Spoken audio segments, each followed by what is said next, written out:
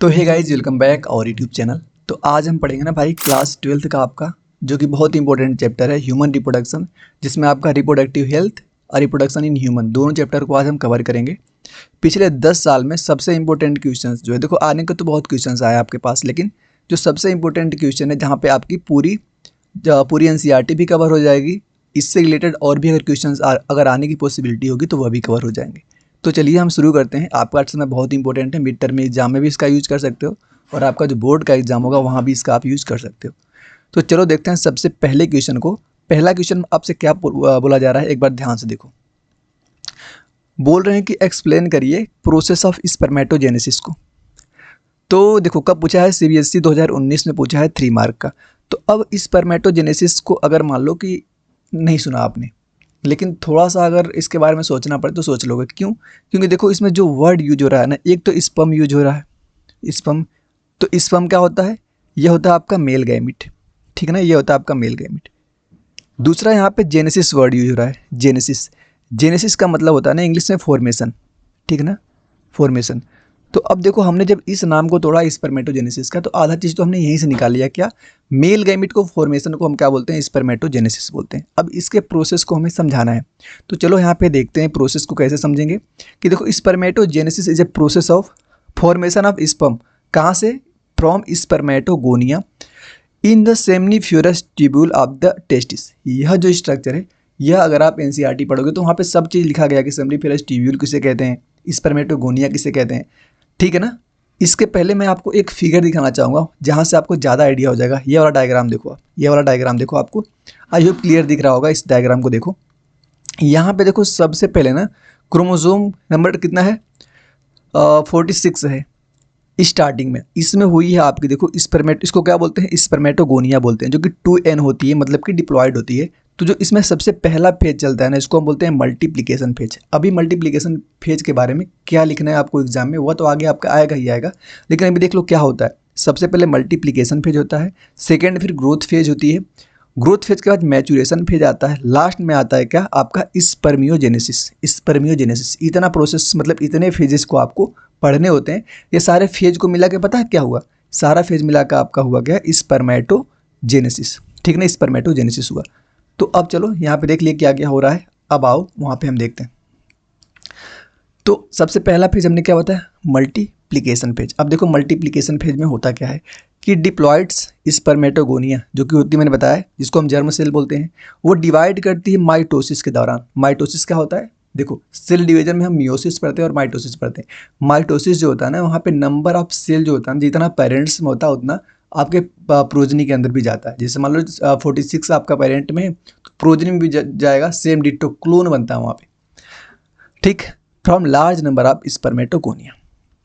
दूसरा फेज हमें पढ़ना है ग्रोथ फेज। ग्रोथ फेज में क्या होता है कि सम स्पर्मेटोगोनिया, जो हमने पहले मल्टीप्लिकेशन में स्पर्मेटोगोनिया थी ना, वह क्या करती है, कुछ उसमें से साइज में ग्रो करती है, जो क्या बनाती है? प्राइमरी स्पर्मेटोसाइट बनाती है। उसके बाद प्राइमरी स्पर्मेटोसाइट के अंदर होगा आपका मैचुरेशन।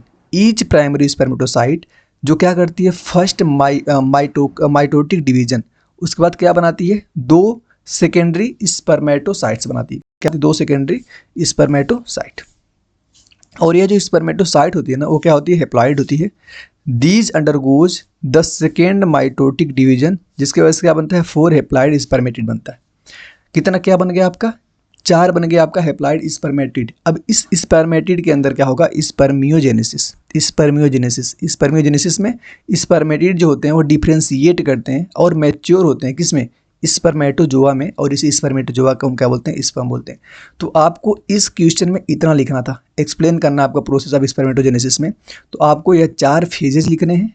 अगर 3 मार्क का है तो 4 फेजेस लिख के छोड़ दो। अगर 5 मार्क का आता है तो आपको यह फिगर ही बना देना है, ताकि यहाँ से आपका 5 नंबर के 5 नंबर पूरा क्लियर हो जाएगा, ठीक है। स्पर्मेसिस में समझा दिया ना कि मैच्योर स्पर्मेटोजोआ जो होता है रिलीज करता है ल्यूमन में, इसको हम सेमनीफ्यूरस ट्यूब्यूल बोलते हैं। देखो यह क्वेश्चन ना आपका प्रीवियस ईयर क्वेश्चन में आया हुआ है नीट के, तो यह देखो बस इसी लाइन से एनसीईआरटी की। तो यह चीज़ है आपके पहला क्वेश्चन क्लियर। पहले क्वेश्चन में कोई दिक्कत नहीं होनी चाहिए बातें अपने आपके दूसरे क्वेश्चन पे। दूसरा क्वेश्चन जो आपका है यहीं नीचे लिखा हुआ है, देखो ध्यान से। क्या करना है? डिस्क्राइब करना है आपको the hormonal regulation of the menstrual cycle, ठीक, मेंस्ट्रुअल साइकिल में जितने भी हार्मोन्स होते हैं उनको डिस्क्राइब करना है आपको। 5 मार्क में आया है तो क्वेश्चंस आपको बहुत ध्यान से समझना है। 2020 में पूछा है आपके एग्जाम में 5 मार्क का। तो सबसे पहले देखो कि जो मेंस्ट्रुएशनल साइकिल होती है ना आपकी, वह रेगुलेट करती है बहुत सारे हार्मोन्स को। सबसे पहला हार्मोन्स आपको जो इसमें पढ़ना होता है वह है आपका फॉलिकल स्टिमुलेटिंग हार्मोन्स, जिसको हम बोलते हैं FSH। FSH की बात करें हम तो ये सिक्रीट होता है कहाँ से, इंटीरियर पिट्यूटरी, हमारे ब्रेन में, ठीक है। कहाँ पे, हाइपोथैलेमस के बगल में एक हमारा क्या होती है, पिट्यूटरी होती है, जिसको जो कि जिसके 3 पार्ट होते हैं, एंटेरियर, पोस्टीरियर और एक मीडिएटा। ह्यूमन के अंदर मीडिएटा ज़्यादा विकसित नहीं होती है, तो उसमें से जो एंटेरियर पिट्यूटरी होती है ना, वह सिक्रीट करती है आपके FSH को, जो कि स्टिमुलेट करता है ग्रोथ को और मैच्यूरेशन को। कहाँ पे, ओवेरियन फॉलिकल, ओवरी के अंदर, during the follicular phase of the cycle, ठीक है ना। फॉलिकुलर फेज जो होता है, उस फेज में जो यह हार्मोन्स होता है FSH, यह क्या करता है, ग्रोथ को और मैच्यूरेशन को स्टिमुलेट करता है। यहाँ तक क्लियर। अब देखेंगे हम दूसरा, ल्यूटिनाइजिंग हार्मोन्स, जिसको हम LH भी बोलते हैं शॉर्ट फॉर्म में। तो LH क्या करता है, LH को देखो, LH जो होता है वो रिलीज करता है कहाँ से, ये भी इंटीरियर पिट्यूटरी से ही रिलीज होता है। LH ट्रिगर ओव्यूलेशन, ठीक, जब एक रिलीज होने वाला होता है ना, उस टाइम पे बहुत ज़्यादा क्या करता है, रिलीज कर देता है, जिसकी वजह से क्या होती है कि जो फॉर्मेशन होता है ना कॉर्पस ल्यूटियम की, कॉर्पस ल्यूटियम कब, ड्यूरिंग ल्यूटियल फेज। यह आपको NCERT पढ़े होंगे तब समझ आएगा। और वैसे भी आपको मैं क्वेश्चंस करवा रहा हूँ तो हर चीज़ तो नहीं बता सकता ना, मैं मान के चलता हूँ कि आपको कॉर्पस ल्यूटियम, ल्यूटियल फेज के बारे में पता है। नहीं पता है तो अभी आपके पास ऑप्शन है, कमेंट करना, मैं उसको अलग से बता दूंगा, लेकिन यहाँ पे वह बताना मतलब सही चीज़ नहीं है। एस्ट्रोजन, एस्ट्रोजन जो नेक्स्ट हार्मोन है वो सिक्रीट होता है by the growing ovarian follicle, जो कि हेल्प करता है रिपेयर करने में और थिकनेस ऑफ द इंडोमेट्रियम, जो कि यूटेराइन की लाइन होती है, कब, आफ्टर मैच्यूरेशन, मेंस्ट्रुएशन। एक और हार्मोन्स पढ़ना है आपको, प्रोजेस्टेरोन, जो कि प्रोड्यूस होता है by the corpus luteum after the ovulation. It maintain the endometrium in the preparation of the potential implantation. तो आपको इतना इसमें लिखना है। अब देखो यहाँ पे इस वाले पार्ट को आप देख लेना, इंक्लूड कर लेना, लेकिन हार्मोन्स के फ्लक्चुएशंस की बात करें ना तो कैसे होता है ये देखो। जो आपको पता होगा कि मेंस्ट्रुएशन जो चलती है कितने दिन की होती है, 1 महीने की होती है लगभग ऑलमोस्ट। तो वहाँ पे स्टार्टिंग का जो 1 से 5th डे होता है ना, उसको हम बोलते हैं मेंस्ट्रुअल फेज।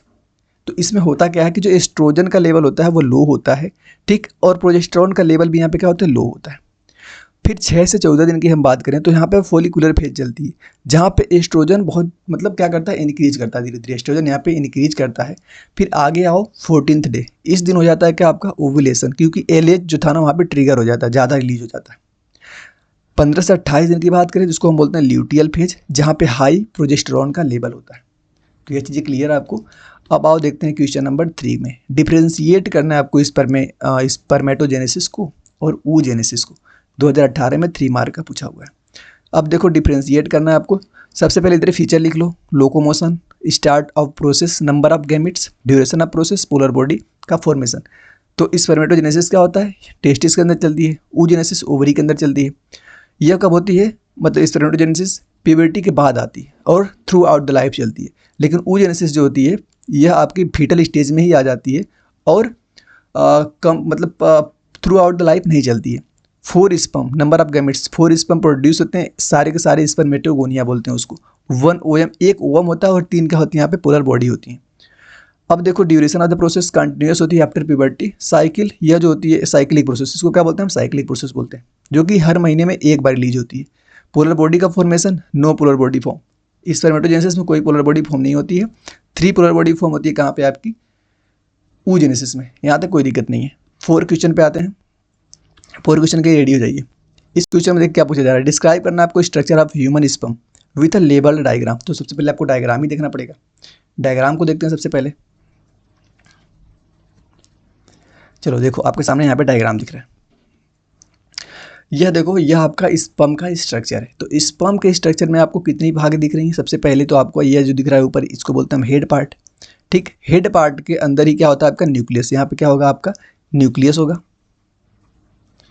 ठीक। और इसके ऊपर जो यह पार्ट दिख रहा है ना, इसको हम बोलते हैं एक्रोसोम। एक्रोसोम के बाहर ही जो मेम्ब्रेन दिखाई दे रही है इसको हम प्लाज्मा मेम्ब्रेन बोलते हैं। और इस जगह पे मतलब इसको नेक बोलते हैं, नेक। नेक के पास आपका सेंट्रियोल्स होता है और यह जो आपका है मिडिल पार्ट है, ठीक। ये आपका मिडिल पार्ट है। मिडिल पार्ट में आपकी पाई जाती है माइटोकॉन्ड्रिया।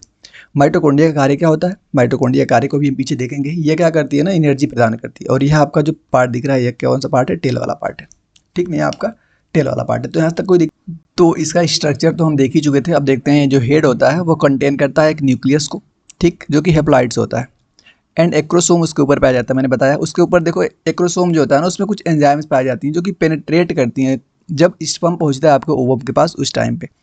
मिडिल पीस में बताया था हमने कि वो माइटोकॉन्ड्रिया वहाँ पर होती है जो कि एनर्जी के लिए, मतलब मोटेलिटी में जो एनर्जी लगती है उसको प्रोवाइड करता है।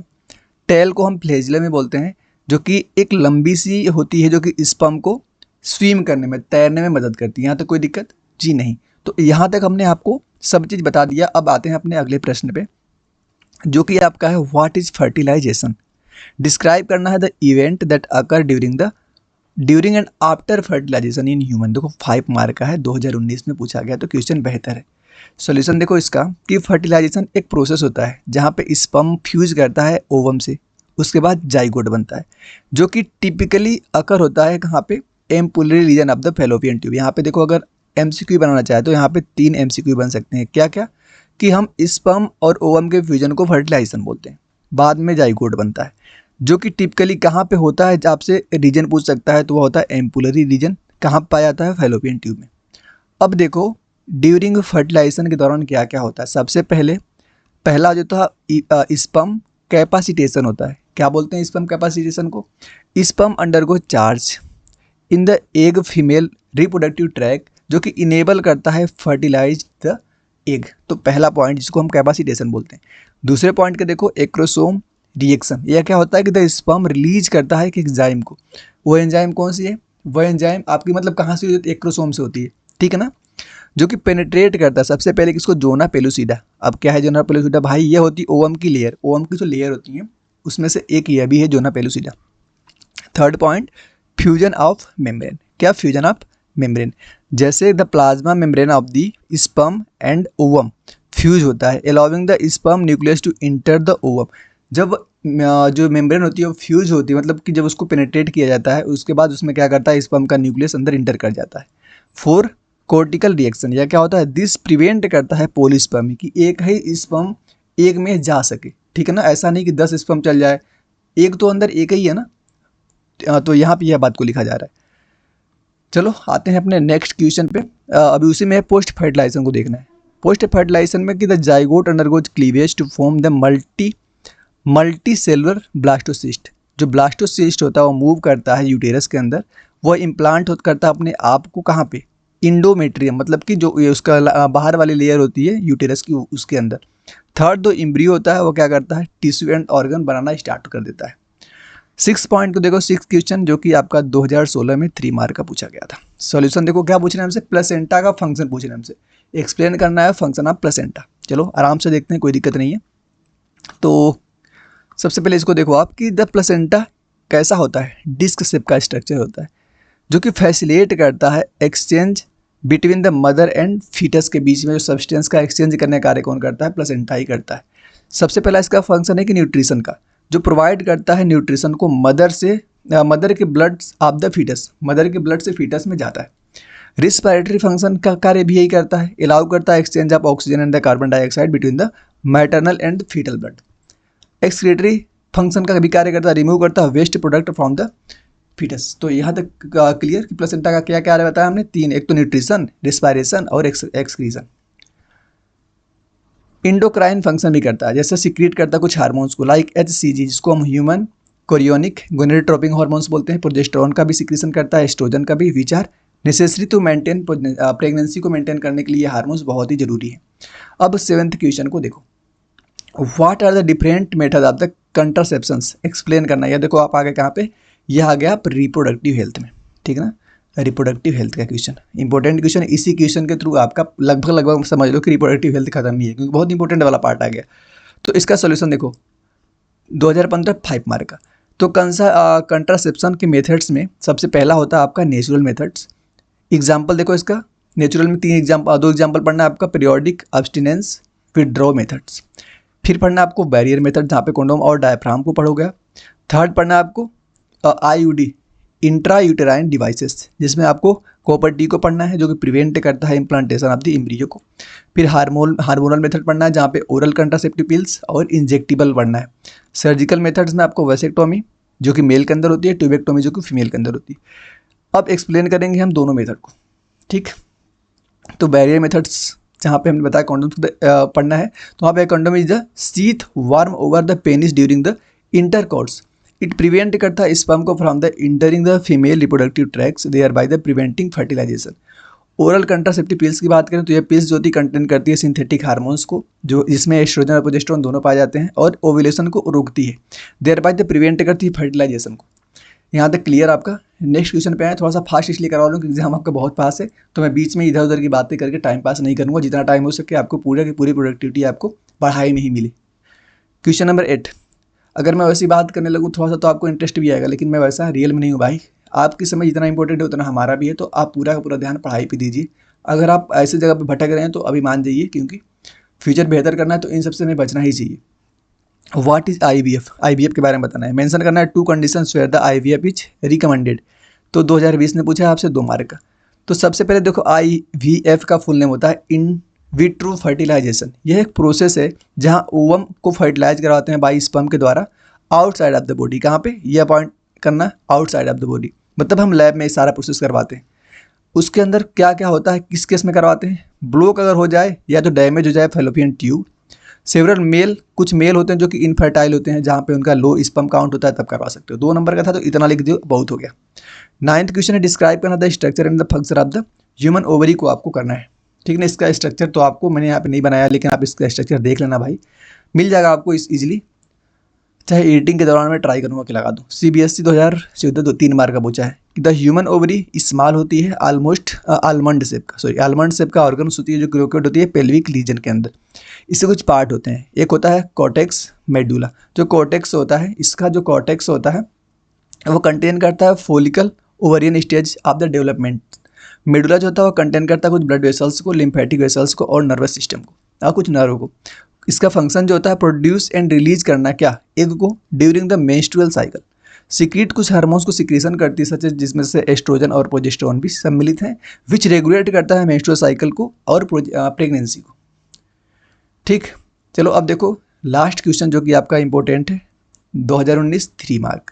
What is parturition? डिस्क्राइब करना रोल ऑफ द ऑक्सीटोसिन, ठीक ना। चलिए इसको देखते हैं।